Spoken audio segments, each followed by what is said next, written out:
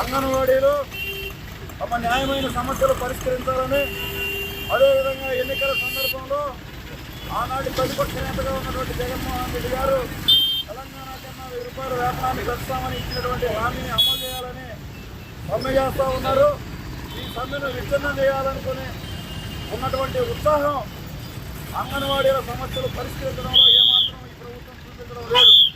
చర్చల పేరుతో కాలయాపన చేయడమే కాకుండా వాళ్ళ సమస్యలు ఎట్టి పరిస్థితుల్లోనూ లేదని కరాఖండిగా చెప్తున్నటువంటి పరిస్థితి మనం చూస్తూనే ఉన్నాం.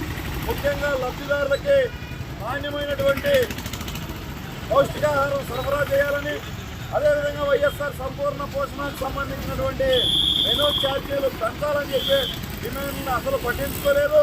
కేవలం వేతనాల గురించే మేము పెంచలేమని చెప్తున్నట్టు ఉంది తప్ప లబ్ధిదారులకు ఇవ్వాల్సినటువంటి సౌకర్యాల గురించి కూడా ఈ ప్రభుత్వం పట్టించుకోలేదనేటటువంటి విషయాన్ని మరుగున పెట్టేశారు.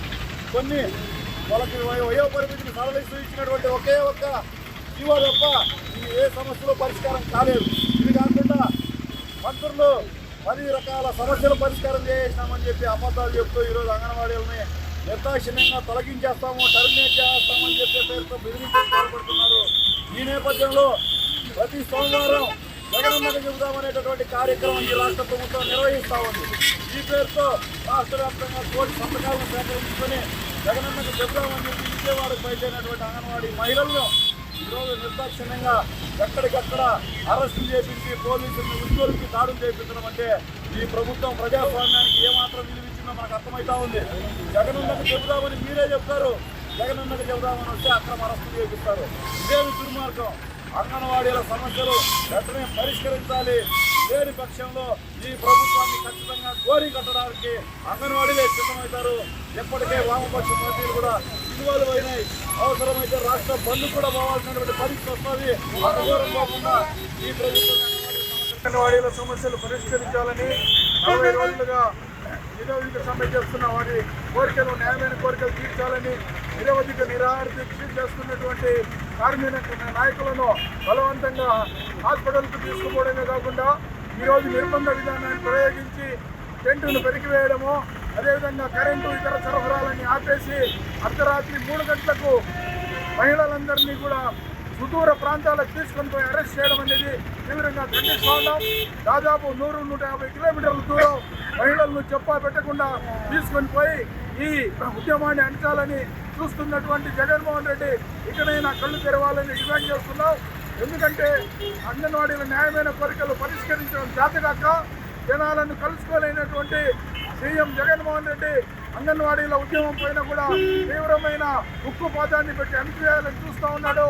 ఈ తీవ్రమైనటువంటి నిర్బంధ విధానాలను అన్ని ప్రజా సంఘాలు, కార్మిక సంఘాలు తీవ్రంగా ఖండిస్తూ ఉన్నాయి. రాష్ట్రాల్లోని ప్రజలకు సంక్షేమ పథకాలు అందించడంతో పాటు ఉపయోగాలను చేయాలి. కానీ ఈ విధమైనటువంటి ఉక్కుపాత పరిపాలన చేస్తే ఖచ్చితంగా జగన్మోహన్ రెడ్డికి తగిన గుణపాఠం రాబోయే ఎలక్షన్లో ప్రజలే చెప్తారని చెప్పేసి వామపక్ష పార్టీలుగా, కార్మిక సంఘాలుగా హెచ్చరిస్తూ ఉన్నాం. రాదా అని నేను అడుగుతున్నా కాంగ్రెస్ తరఫున. మరి ఈరోజు కాంగ్రెస్ అంగన్వాడీ టీచర్లను అరెస్టు చేయడం ఏమిటి?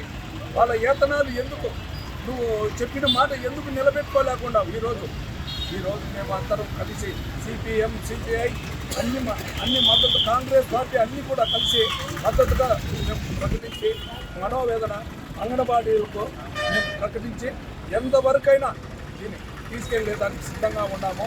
మేము ధర్నాకు వాళ్ళని అరెస్టు దానికి నిరసన ఎక్కడైనా రాష్ట్ర వ్యాప్తంగా మేము తెలియజేస్తున్నాము. సిపిఎం, సిపిఐ, కాంగ్రెస్ పార్టీ 3 ఉమ్మడిగా మేము